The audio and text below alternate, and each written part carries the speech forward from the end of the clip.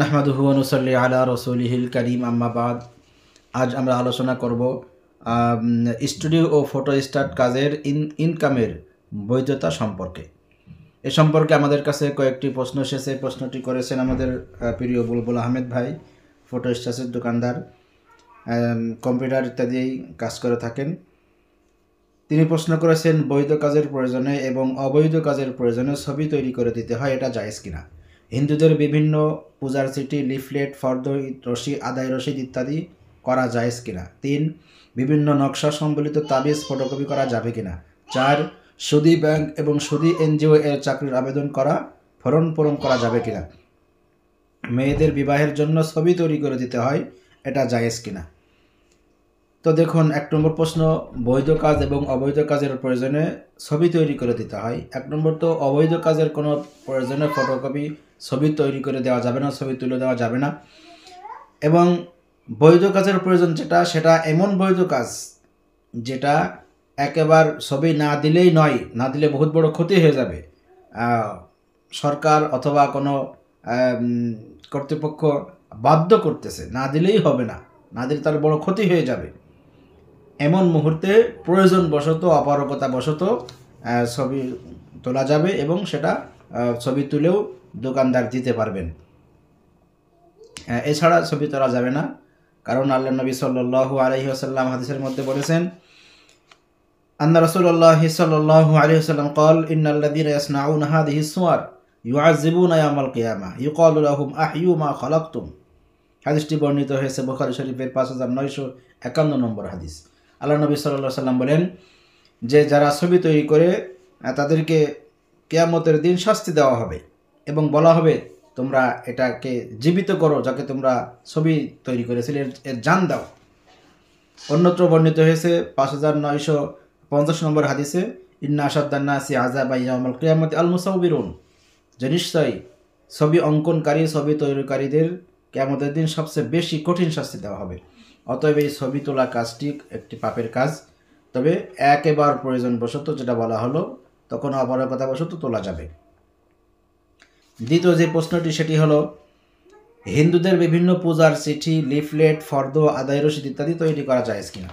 দেখুন, হিন্দুদের বিভিন্ন পূজার চিঠি, লিফলেট, এগুলোতে শিরিকি কাজ। তারা পূজা করবে, আল্লাহর সাথে শিরিক করবে, বিভিন্ন দেবদেবী মূর্তিদেরকে আল্লাহর আসিনে বসাবে, তাদের পূজা করবে।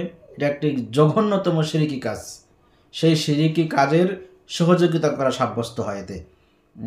সাথে সাথে এই চিঠি, ফর্দ, লিফলেটেতে বিভিন্ন তাদের মূর্তির ছবি থাকে, এই ছবিগুলো করা আবশ্যক হচ্ছে। যদি এইগুলো তৈরি করা হয়, তাহলে এখানে বিভিন্ন ফটো তৈরি করা হচ্ছে, দেবদেবীর মূর্তির ফটো তৈরি করা হচ্ছে এবং সাথে সাথে শিরকি কাজে সহযোগিতা করা হচ্ছে। এই জন্য এটা করা যাবে না।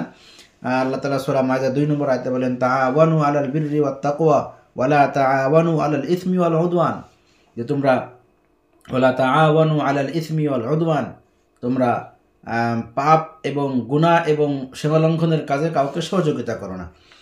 3 নম্বর যে প্রশ্ন, নকশা সম্বলিত তাবিজ ফটোকপি করা যাবে কিনা? দেখুন, নকশা সম্বলিত সেই নকশা যদি কোনো আয়াত বা হাদিস বা এর সংখ্যার নকশা হয়, তাহলে সেটা করা যাবে।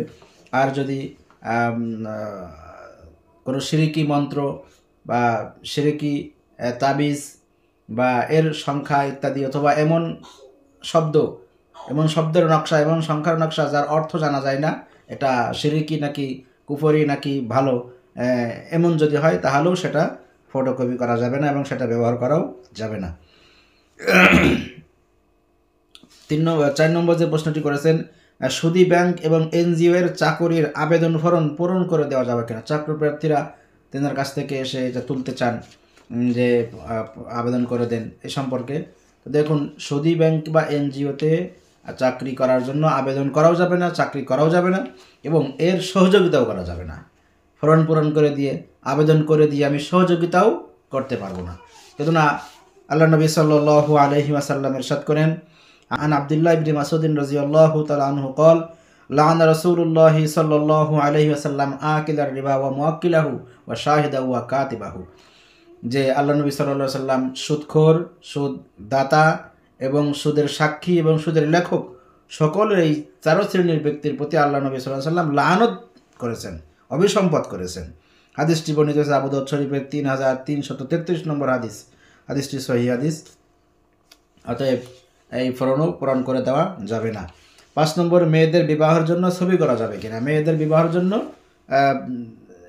মেয়ের পাত্রী দেখবে, সেই পাত্রী এত দূরে আছে, পাত্রীর ছবি দেখানো যাবে কিনা। দেখুন, এটা যেই প্রয়োজনের ছবি তোলা যায় সেই প্রয়োজনের মধ্যে এটা পড়ে না, একান্ত বাধ্য প্রয়োজনের মধ্যে এটা পড়ে না। বরং উচিত তো হলো যে পাত্রীকে সরাসরি দেখে নেওয়া, বরপক্ষ, বর নিজে অথবা বরের মা বোন এনারা যে, পাত্রের মা বোন এনারা যে সরাসরি মেয়েকে দেখা, ছবি তোলা এটা শরীয়তসম্মত নয়।